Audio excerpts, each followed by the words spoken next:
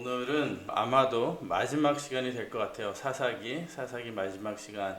삼손에 대해서 생각을 해보겠습니다. 삼손은 사사기 13장에서 16장 4장을 걸쳐서 삼손의 이야기를 말씀하고 있는데요.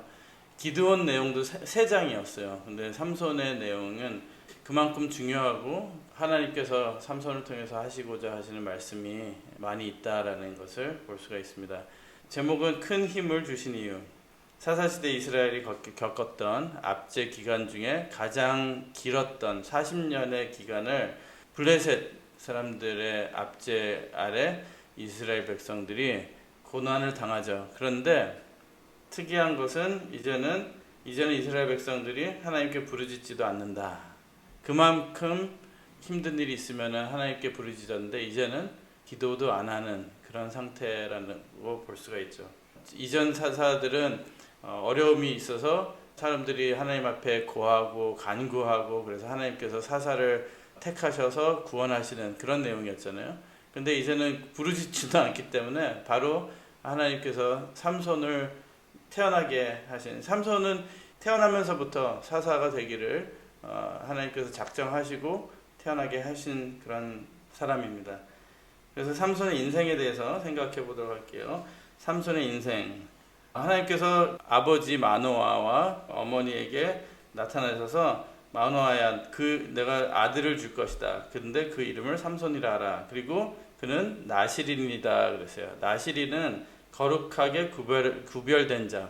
거룩하다라는 것은 예전에도 말씀드렸지만 set apart. 거룩이라는 것은 구별이라는 것은 하나님 또는 어떤 특정한 목적을 위해서 떼놓은 것, 하나님을 위해서 또는 어떤 특정한 목적을 위해서 빼놓은 것, 그것을 구별이라고 그래요. 그래서 어떤 도구도 딱 한 가지 목적을 위해서 다른 거에 섞어서 쓰지 않고 한 가지 목적을 위해서 딱 그것만을 위해서 사용한다면은 그것을 구별이라는 거예요. 구별이라고 하고 거룩하다라고 표현을 하는 거예요. 그러니까 삼손이 태어난 이유, 삼손의 출생의 이유 자체가 하나님의 목적이 있었다는 거예요. 그래서 삼손은 그 인생을 하나님의 뜻을 위해서, 그 뜻을 위해서 살아가야 되는 사람이었다는 거죠. 그런데 우리도 예수님의 십자가의 보혈로 다시 거듭났어요. 다시 태어났죠. 다시 태어날 때 목적이 있기 때문에 다시 태어난 거예요. 우리가 세례를 받을 때는 주님의 길을, 발자취를 따르기 위해서 다시 태어나거든요. 하나님께서 택하셔서 구원해 준 사람, 다시 태어난 중생한 사람은 내 삶에 목적이 생겼다. 하나님께서 특별한 목적을 위해서 나를 구별해 주셨다라고 믿을 수 있다는 것입니다. 그래서 그가 내게 이르기를 보라, 네가 잉태하여 아들을 낳으리니 포도주와 독주를 마시지 말며 무릇 부정한 것을 먹지 말라. 이 아이는 태에서 나옴으로부터 죽을 날까지 하나님께 바치운 나시린이 됨이라 하더이다. 민수기 6장 3절에서 4절 말씀은 나시린에 대한 말씀인데요. 포도주와 독주를 멀리하며 포도주의 초나 독주의 초를 마시지 말며 포도즙도 마시지 말며 생포도나 건포도도 먹지 말지니 자기 몸을 구별하는 모든 동안에는 포도나무 솟아는 씨나 껍질이라도 먹지 말며. 나시린에게는 특별한 권세와 능력과 큰 힘을 부여하셨어요. 그래서 힘을 주시는 구속사적인 이유와 목적이 있다는 거예요.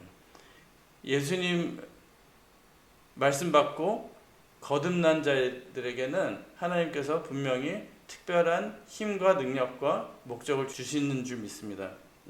그래서 오늘날 우리도 하나님의 신, 곧 하나님의 성령을 받고 죄악된 세상에서 하나님의 뜻을 위해서 구별된다면은 성령의 능력을 주셔서 승리할 수 있는, 우리 생활에 승리할 수 있는 능력을 주신다는 것입니다.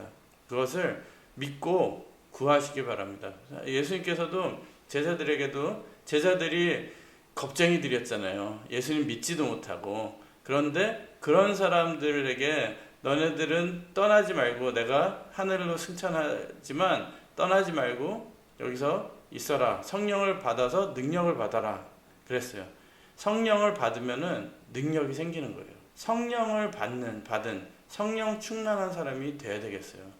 그 성령을 받았다는 것은 꼭 방언을 해서 성령을 받았다, 또는 보이는 은사가 있기 때문에 성령을 받았다, 그것도 맞지만 진짜 성령 받은 제일 넘버 원 사인은, 성령을 받으면은 뭐가 달라지냐면요, 말씀이 깨달아지고 믿어져요. 그게 1번이에요. 성령 없이는 우리가 믿을 수가 없습니다. 믿는다고 할 수도 있고 내가 평생 교회를 다녔다고 할 수 있지만 내 마음 중심에서 진짜 믿을 수가 없어요. 성령이 없으면. 성령을 주시면요, 우리가 믿고 믿을 수 있고, 또 말씀이 깨달아지고, 그리고 우리 삶 속에 하나님이 살아서 역사하시는 것을 느끼고 체험하고, 진짜 하나님이 살아나시는 거예요. 살아 계시지만 내 삶에 하나님이 살아나신다는 것이죠. 그것이 성령의 능력이에요. 그 능력을 받으면요, 세상의 어떤 어려움도 이길 수 있는 힘을 주신다는 것입니다. 그런 성령의 능력을 받으시기 바랍니다. 근데 이제 다시 삼손에 대해서 다시 돌아와서요, 블레셋의 압제에서 삼손은 20년간 하나님께서 주신 큰 힘으로 이스라엘의 사사로 지냈습니다. 그런데 아까 큰 힘을 줬다 그랬죠. 어떤 힘을 주셨고 삼손은 어떻게 그 힘을 사용했는가. 이제 우리가 삼손에 대해서 생각하면은 드릴라와 삼손 해가지고 머리 깎아가지고 힘 빠져서 감옥에 갔다가 눈 뽑히고, 그 내용을 주로 생각을 하잖아요. 근데 그 이전에도 삼손의 내용이 이렇게 많이 있어요. 그래서 그 삼손이 주신 힘을 가지고 어떻게 사역을 했는지 생각을 해보겠습니다. 사사기 14장에 보면 딥나의 블레셋 여자를 보고 반해가지고 결혼을 하겠다고 부모님한테 쫄라요. 이제 조르니까 부모가 그래요. 우리 형제, 우리 이스라엘 백성 중에도 여자가 많은데 하필 블레셋 사람이냐. 우리를 압제하는 우리의 적이고 이방인이기 때문에 성경적으로도 안 되는데 하필 블레셋 여자랑 결혼하겠다고 하느냐 그랬더니 하는 말이 내가 좋아서 합니다. 우리가 다 해본 얘기 같죠. 그리고 가서 결혼을 합니다. 결혼했어요. 그래서 삼손은 그러면 그 힘을 누구를 위해서 사용했나? 자기 사랑하는 여자를 위해서 사용을 한 거예요. 사자를 찢는데. 바른 일도 아니지만 자기의 원하는 일을 하기 위해서 가다가 그 힘을 사용합니다. 결국 결혼 날짜를 잡고 7일 동안 잔치를 해요. 잔치를 하면서 삼손이 수수께끼를 내면서 시비를 걸어요. 그래서 그 시비를 걸어가지고 싸움이 나가지고 결국 아스글론 사람 30명을 죽입니다. 여기서도 자기를 위해서 힘을 쓰는 거예요. 그리고 결혼을 했어요. 결혼했는데 그 장인이 그 딸을 결혼한 다음에 딸을 따돌려서 삼손 친구 되었던 그 동무에게 줘요. 딸을. 이게 막장 드라마보다 더 심한 거 아니에요? 결혼했는데 결혼한 딸을 그 신랑의 친구한테 줘요. 삼손이 열받죠. 화가 난 삼손은 그 동네 가서 여우 300마리를 잡아요. 그래서 꼬리를 다 이어요. 꼬리를 이어가지고 거기에 횃불을 달아가지고 농사진 곡식밭으로 몰아들여요. 그래서 아직 배지 아니한 곡식과 감람원을 다 태워버립니다. 블레셋 사람들이 화가 나잖아요. 열심히 1년 동안 지어놓은 농사를 다 불을 태워버린 거예요. 그것을 알고 이걸 이렇게 만든 여인과 그 아비 누구냐 찾아가지고 여인과 아비를 불살라요. 사사기 15장 1절에서 8절 말씀입니다. 그래서 삼손은 블레셋 사람들을 도륙하고 치기 시작해요. 그러니까 하나님이 주신 사명과 목적으로 이스라엘을 보호하기 위해서 블레셋 사람들이랑 싸우는 게 아니라 자기 일 때문에 싸우는 거예요. 자기 때문에. 그 와중에 유다 사람 3,000명이 삼손을 잡아요. 블레셋 사람들에게 넘겨주려고. 이건 또 뭡니까? 블레셋 사람들이랑 싸우겠다는 삼손을 잡아가지고 결박해가지고 블레셋 사람에게 넘겨줘요. 사사기 15장 9절에서 13절. 이에 블레셋 사람이 올라와서 유다의 진을 치고 레히에 편망한지라. 유다 사람들이 가로되 너희가 어찌하여 올라와서 우리를 치느냐. 그들이 대답하되 우리가 올라오기는 삼손을 결박하여 그가 우리에게 행한 대로 그에게 행하려 함이로라.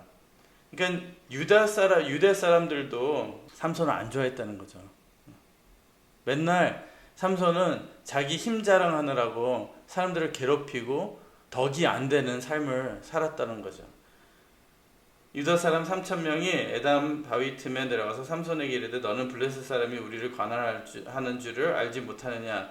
네가 어찌하여 우리에게 이같이 행하였느냐. 삼손이 그들에게 이르되 그들이 내게 행한 대로 나도 그들에게 행하였노라. 그들이 삼손에게 이르되 우리가 너를 결박하여 블레셋 사람의 손에 붙이려고 이제 내려왔노라. 삼손이 그들에게 이르되 너희는 친히 나를 치지 않겠다고 내게 맹세하라. 그들이 삼손에게 일러 가로되 아니라 우리가 다만 너를 단단히 결박하여 그들의 손에 붙일 뿐이요 우리가 결단코 너희를 죽이지 아니하리라 하고 세 줄 둘로 결박하고 바위 틈에서 그들을 끌어내리니라. 삼손이 그렇게 하게 놔둬요. 자기를 결박하게. 그리고 가서 그거를 그냥 썩은 줄 끊듯이 끊어버리고 블레셋 사람들을 또 치는 거예요. 근데 분명 블레셋에게서 유다를 구원하라고 삼손을 나실인 그리고 사사로 세워서 주셨는데 왜 블레셋이 아직도 관할하고 있다고 성경에는 말씀하고 있는가? 왜 블레셋 사람들이 아직도 관할하고 있는가? 삼손이 사명을 감당하지 않고 자기 개인적인 일에 감정적으로만 또 힘자랑을 하던 그런 삶을 살았기 때문이에요. 주신 일은 안 하고 자기의 사명은 생각하지 않고 자기 원하는 일, 자기 좋아하는 일, 재밌는 일만 찾아다니면서 주신 그 힘 얼마나 자랑스럽겠어요. 그 뽐내면서 다니던 그런 삶을 살았기 때문에 아직도 블레셋 사람들이 관할하는 그런 처지였다는 것이에요. 삼손을 결박해서 레이로 데려갔을 때 삼손은 당나귀 턱뼈 하나 가지고 블레셋 사람 1,000명을 때려 눕혀요.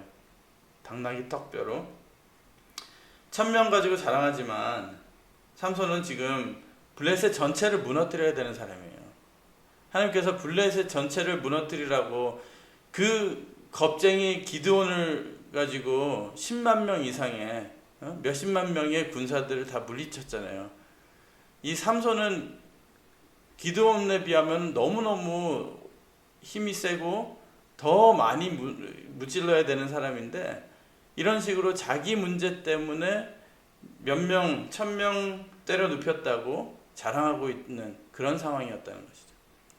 그리고 나서 가사에 갔다가 한 기생을 보고 들어가요.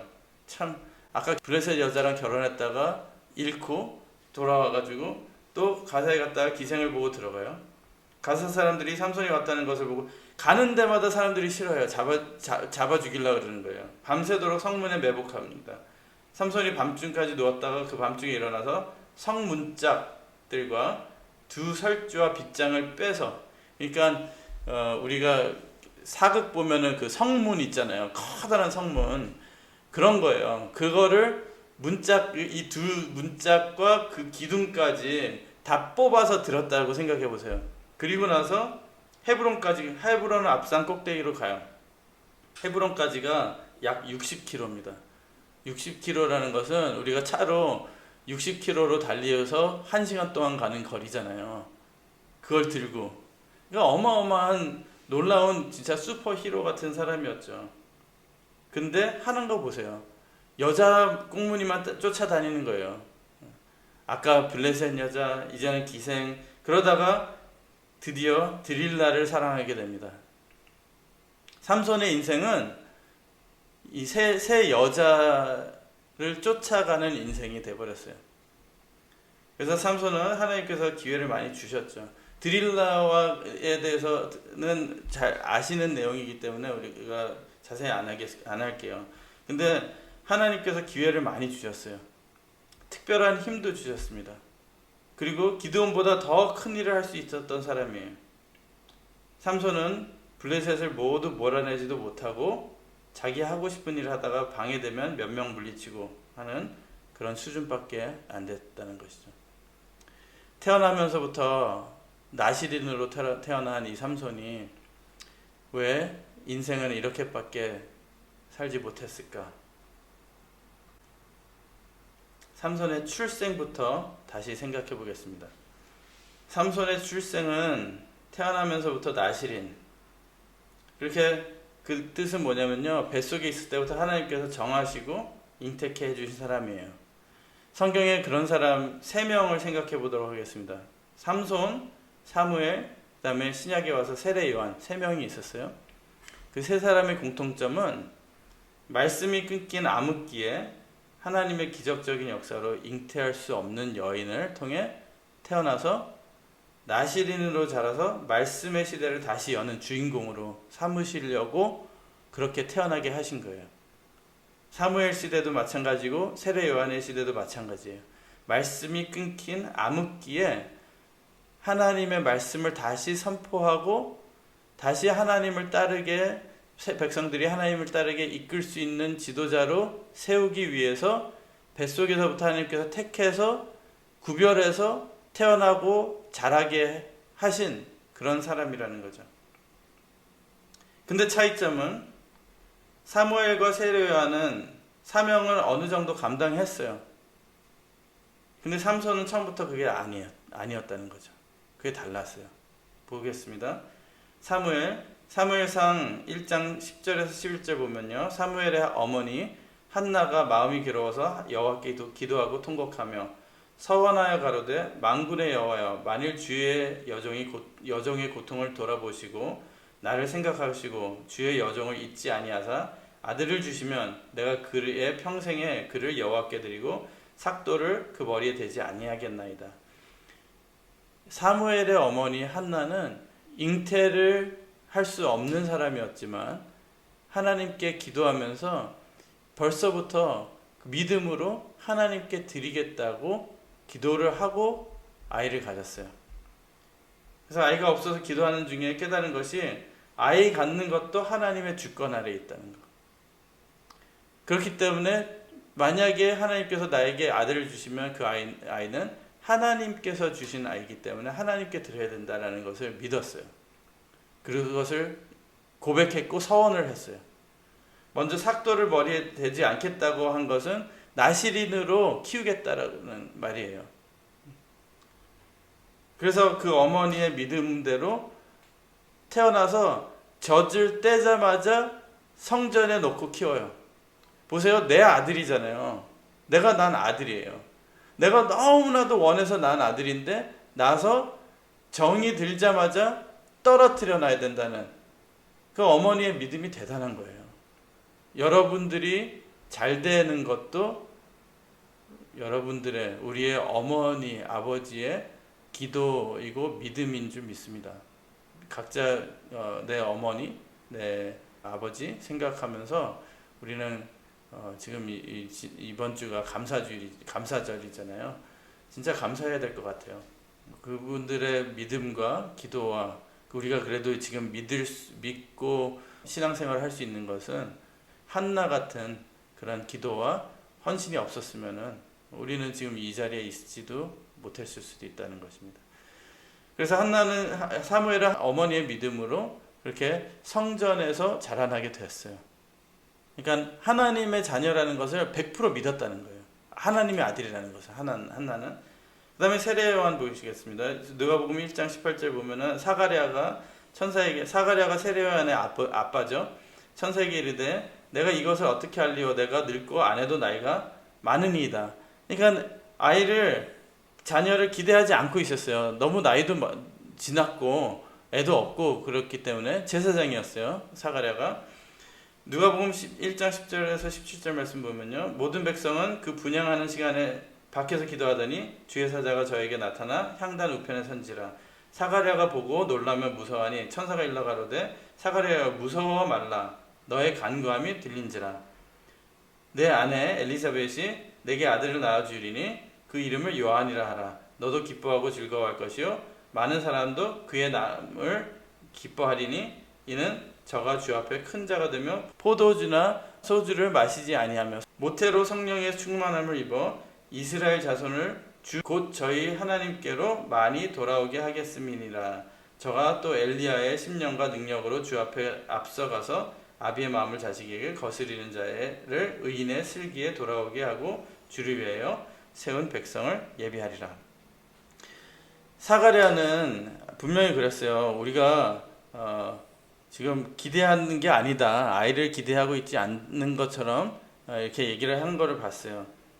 사가랴가 근데 천사가 일러 가로되 무서워 말라. 너의 간구함이 들린지라. 뭘 간구했을까요? 사가랴는 아들 주세요 간구했을까요? 그럴 수도 있겠지만 사가랴는 지금 성전에서 제사장으로서 기도하는 사람이었어요. 그래서 그 당시에는 성전에서 제사장으로서 뭘 위해서 기도해요? 나라를 위해서 기도했다는 거죠. 그 당시에 400년간의 암흑기가 있었습니다. 그 400년간의 암흑기 중에 하나님의 말씀이 끊어진 그런 상태에서 그런 시대에 무엇을 위해서 기도를 하고 간구를 했을까요? 구원해달라는, 이 나라를 구원하고 이 백성을 구원해달라는 간구를 하지 않았을까? 그의 답으로 아들을 주신 거예요. 그러니까 세례 요한도 하나님께서 특별한 그런 목적을 두시고 나라를 살리고 그 400년간의 암흑기를 깨고 하나님의 말씀을 선포하기 위해서 주신 아들이라는 것입니다. 그런데 이제 삼손을 볼게요. 삼손, 사사기 13장 3절에서 5절 말씀. 여호와의 사자가 그 여인에게, 삼손의 어머니예요, 여인에게 나타나시고 그에게 이르시되 보라, 네가 본래 잉태하지 못함으로 생산치 못하였으나 이제 잉태하여 아들을 낳으리니 그러므로 너는 삼가서 포도주와 독주를 마시지 말지며 무릇 부정한 것을 먹지 말지니라. 보라, 내가 잉태하여 아들을 낳으리니 그 머리에 삭도를 대지 말라. 이 아이는 태에서 나옴으로부터 하나님께 바치운 나실인이 됨이라. 그가 블레셋 사람의 손에서 이스라엘을 구원하기 시작하리라. 이게 여호와의 사자가 삼손 엄마한테 한 말이에요. 그래서 그 여인이 가서 남편에게 고하여 가로되 하나님의 사람이 내게 임하였는데 그 용모가 하나님의 사자의 용모 같아서 심히 두려움으로 어디서부터 온 것을 내가 묻지 못하였고 그도 자기의 이름을 내게 이르지 아니하였으며 그가 내게 이르기를 보라, 내가 잉태하여 아들을 낳으리니 포도주와 독주를 마시지 말며 무릇 부정한 것을 먹지 말라. 이 아이는 태에서 나옴으로부터 죽을 날까지 하나님께 바치운 나실인이 됨이라 하더라. 같은 내용 같지만 이 여자가 남편에게 얘기한 내용 보세요. 같은 내용을 반복한 것 같지만 빠진 것이 있어요. 뭐가 빠졌을까요? 비교? 뭐가 빠졌을까요? 이거 보세요. 다 똑같이 얘기해요. 포도주와 독주를 마시지 말지며 나실인이 될 것이다 라는 것을 얘기하는데 마지막 결론이 뭐예요? 나실인이 됨이라. 이유는 그가 블레셋 사람의 손에서 이스라엘을 구원하기 시작하리라. 목적이에요. 하나님이 이 아이를 주신 목적이고 이유고. 그런데 이 여자가 남편에게 구할 때는 고개 싹 빠졌어요. 그러니까 볼 수 있는 것은 뭐냐면요, 사무엘의 어머니 한나와는 다르게 삼손의 어머니는 그가 나실인으로 태어나는 목적이 중심이 되지 않고 아들 주신다는 거에 기뻐하고 있는 거예요. 아들을 주시는데, 내가 잉태할 수 없는 나에게 아들을 주시는데 그것도 나실인으로 주신다. 얼마나 기쁘고 영광스럽고 좋은 일이에요. 그렇지만 나실인으로 주시기 때문에 우리가 복됐다. 그 아들에게 아이가 중심이 된 거예요. 근데 하나님이 그 아이를 주신 이유는 하나님의 구속사적 그 사명 목적이 중심이거든요. 그래서 우리도 기억을 해야 되는 게 내가 중심이냐 아니면은 나에게 주신 하나님의 뜻이 중심이냐. 내가 지금 인생을 살 때에 어떤 것을 위해서 어떤 게 중심이 돼서 살고 있느냐. 하나님의 뜻을 위해 드렸을 때 거룩해지는데 그 부모의 마음은 그 아이 자체가 거룩하다는 거예요. 우리는 우리 자체가 거룩할 수가 없어요. 하나님의 뜻을 위해서 아까 거룩이라는 뜻을 말씀드렸잖아요. 하나님의 원하시는 목적, 그 뜻을 위해서 구별해놓고 그 뜻을 위해서 사용이 될 때 한 사람이 가장 그 아름다움, 그 사람의 내적 아름다움을 보여줄 때는 언제냐면요. 그 사람의 맡은 일을 가장 충실히 하는 그 모습이래요. 나에게 주어진 달란트와 사명을 감당하기 위해서 그것을 잘하고 못하고를 떠나서 내 힘을 다해서 노력하는 그 모습이 그 사람에게서 나타나는 가장 아름다운 모습이라고 합니다. 그러니까 목적이 있는 사람이 되어야 되는데 그 아이 자체가 귀중했고 자기 자식의 특별함을 강조하나 하나님의 뜻과 목적은 안중에도 없는 그런 사람들이 많이 있다는 거예요. 그러니까 삼손도 자라면서 자기 자신이 우상이 되는 거예요. 자기 자신을 뽐내려고 살았고 자기 자신의 만족을 위해서만 살게 되는 거죠. 목적이 없는, 그런데 힘은 있으니까 그걸 믿고 살았던 삼손의 인생이 된다는 것입니다. 우리는 여기서 아들을 주심에 두 가지를 생각해 볼 수가 있어요. 약속하신 아들 예수님을 주시는 것, 그 다음에 우리 자녀. 아들을 주시는 목적을 기억하지 않으면 아들을 놓친다는 거예요. 예수님 그 여자에게 창세기 3장 15절에 약속하신 여자의 씨, 여자의 후손, 그 아들을 주신 이유를 깨닫지 못하면은 아들을 놓친다는 것입니다. 마찬가지로 우리의 자녀들도 마찬가지예요. 우리가 가장 겁내고 우려하는 것이 이제 사춘기 돼가지고 우리 품에서 떠날 때 그 아이를 놓치면 어떡할까? 제대로 키우지 못해가지고 신앙을 잃고 세상에 죄악된 곳으로 빠져버리면 어떡할까? 그런 걱정하잖아요. 근데 여기서 중요한 것은 우리 자녀를 주신 목적을 기억하지 않으면은 그 자녀를 놓칠 수가 있다는 거예요. 아들을 또는 자녀를 주시는 목적을 부모부터가 그것을 상실하면은 그 아이를 어떻게 키우겠습니까? 분명히 우리는 믿어야 돼요. 우리 이 땅에 자녀를 주신 이유는 주신 분은 하나님이고 주신 하나님께서 이 땅에 그 아이가 태어나게 하신 이유가 있다는 것입니다. 그것을 같이 발견해주고 그 목적을 심어주는 사명을 우리 부모가 해야 된다는 거예요.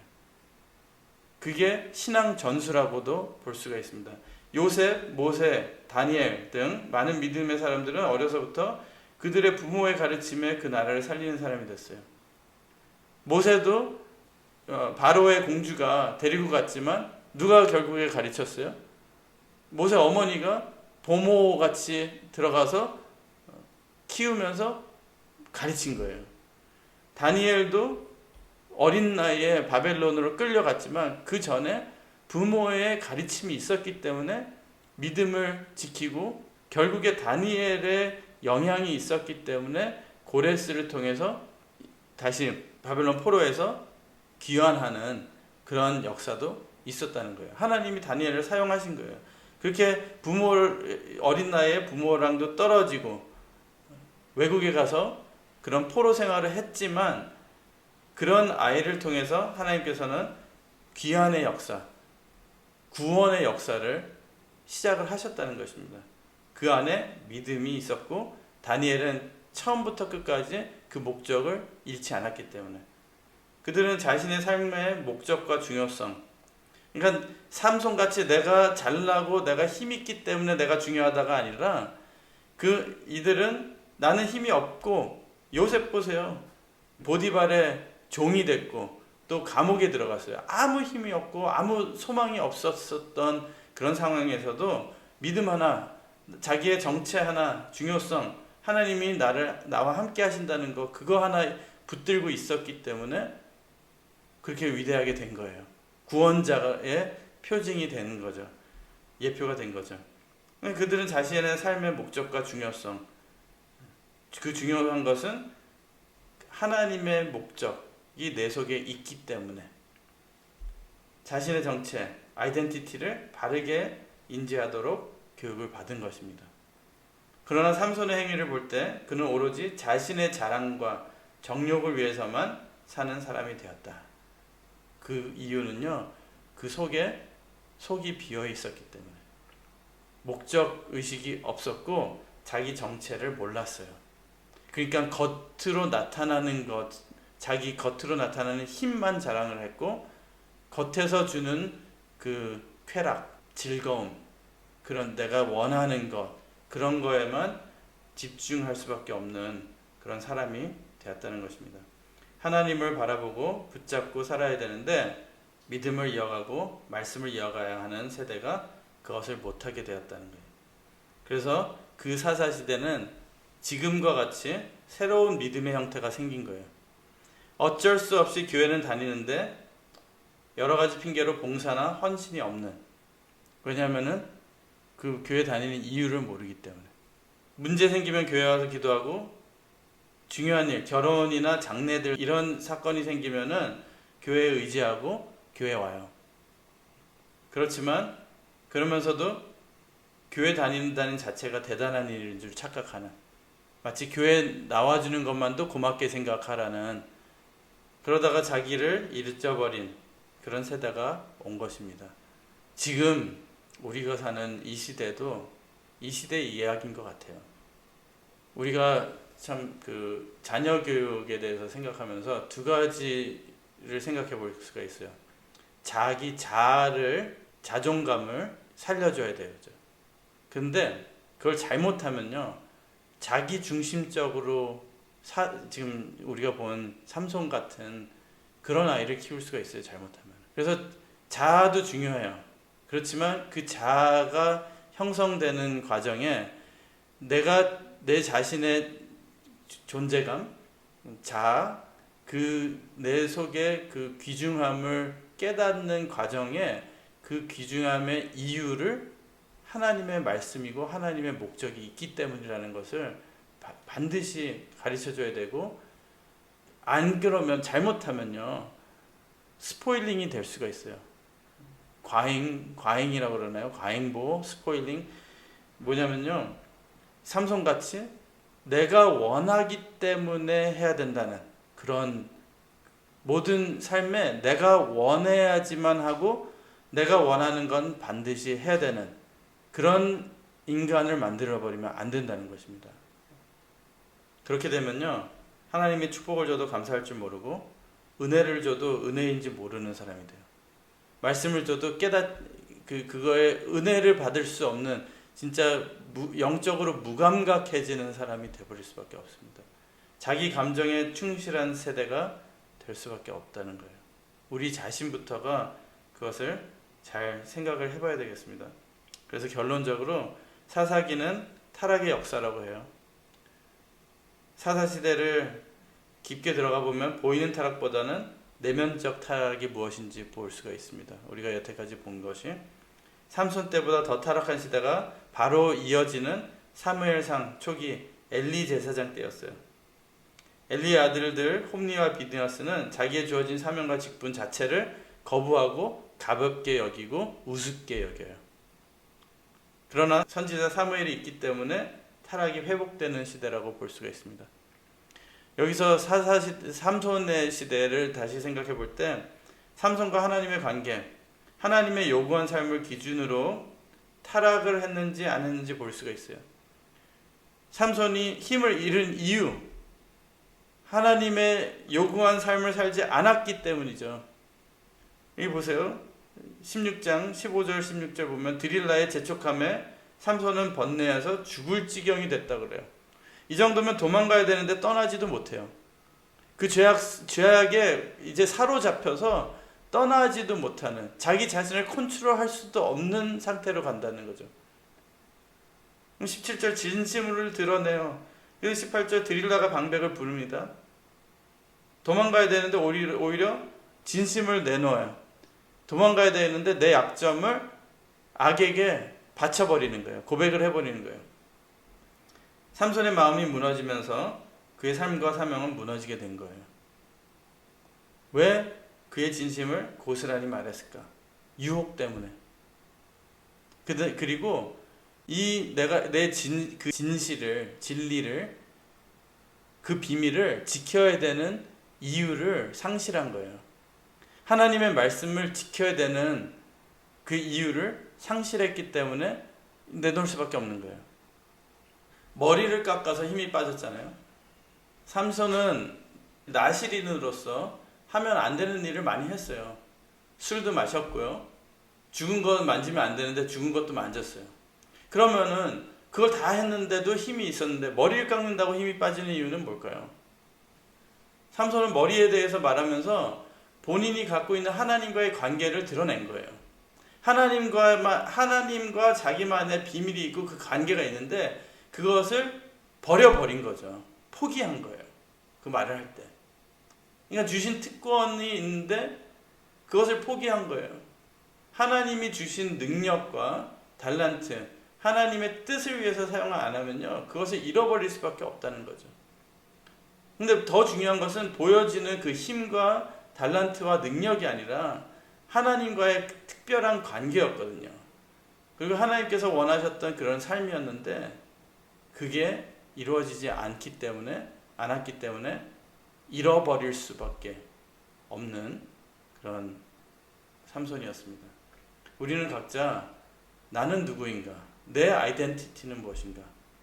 하나님께서 나를 왜 이 땅에 지으셨고 나에게 원하시는 것이 무엇인가? 그리고 그것에 대해서 나는 무엇을 하고 있는가? 살펴볼 수밖에 없어요. 살펴봐야 된다는 것입니다. 그 마음이 있는 곳에, 나의 목적이 있는 곳에 몸도 가게 되는 것이거든요. 근데 그 목적을 상실하면요, 어딜 가도 만족할 수가 없고 무엇을 해도 행복할 수가 없어요.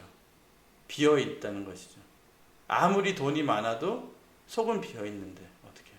그래서 자기가 원하는 것만 하다 보면은 자기 정체성을 잃게 되어 있습니다. 그러다 보면요, 때도 놓치고 능력도 놓치고 힘도 빠지는 거예요. 삼손은 아마 그랬을 거예요. 이 젊은 나이에 힘도 이렇게 많은데 세월이 아깝다. 언제 좀 할 거 하고 하면 안 되냐, 그런 생각도 했을 수도 있겠죠. 그렇지만 결국에는 그러다가 다 주신 것도 다 놓치고 이미 늦었을 때, too late, 너무 늦었을 때 회개를 하고 했지만 우리는 아직 너무 늦지 않은 줄 믿습니다. 특히 우리 자녀들은. 그래서 하나님의 신이 떠나는 그런 삼손의 결론, 그런 일이 있지 않고 우리는 진짜 삼손의 삶은 마치 이스라엘 열왕기를 예언하는 것 같아요. 이스라엘 열왕기 때, 이스라엘 때는요, 전쟁에 나가면 이기게 해주셨어요. 힘이 없어도 이기게 해주셨어요. 삼손같이. 근데 그런 특권이 있는데 그거를 자기네들 원할 때만, 자기네들의 전쟁을 위해서, 자기를 위해서 사용을 했던 그런 이스라엘들, 결국에는 눈이 뽑히죠. 이스라엘의 왕 마지막에도 눈이 뽑혀요. 그래서 그런 것을 반복하다가 비참하게 끌려가는. 그래서 결국에는 회개해서 하나님이 대적한 그 나라를 징치하신 것처럼 마지막 기회를 주셔서 블레셋을 무너뜨릴 수 있는 기회를 주신 것처럼 열왕기도 그렇게 마무리가 되지만, 우리는 이것을 보면서 우리에게 주신 커 보이지 않을 수도 있어요. 큰 힘이 아닐 수도 있어요. 그냥 우리에게 주신 가정, 교회, 나라, 나의 믿음, 작은 믿음이지만 나의 믿음, 그것을 주셨어요. 그렇지만 그것을 잘못하면 내 거라고 생각해서 내가 마음대로 사용하다 보면요, 방향성을 놓치게 되고 아이덴티티를 놓치게 되고 기회를 놓치게 된다는 것입니다. 우리가 지금 주어진 이 기회에 우리의 정체성을 다시 한번 깨우치고 또 우리 각자 나를 다시 찾고 우리 자녀들에게도 그들의 정체성을 바르게 심어주는 그런 이 마지막 때에 하나님께서 들어 쓰실 수 있는 그런 성도들, 그런 교회 되길 바라겠습니다. 기도드리겠습니다. 사랑의 아버지 하나님 감사드립니다. 사사 삼손의 일생을 보면서 물론 하나님의 능력과 역사로 결국에는 하나님의 뜻을 이루고 하나님께 영광을 돌렸지만 그의 삶에 정체성을 잃고 세상의 쾌락과 즐거움만 쫓고 자기 자신을 중심으로 살다가 그렇게 당한 어려움, 잃어버린 능력과 힘, 그것을 보면서 저희들 회개하는 마음으로 하나님 앞에 다가옵니다. 아버지 하나님, 저희들에게 아버지께서 주신 목적과 뜻, 어렵다고만 생각할 것이 아니라 우리 삶에 하루하루 이루어 나가는 삶을 살 수 있도록 성령님께서 함께해 주시고 주신 능력과 힘으로 하나님 하루하루 승리해 가면서 살 수 있도록 허락하여 주시옵소서. 그렇게 도와주시고 이루어 주시고 이 가정들을 통해서 하나님께서 영광 받아 주실 줄 믿고 감사드리며 예수님 이름 받들어 간절히 기도드리옵나이다. 아멘.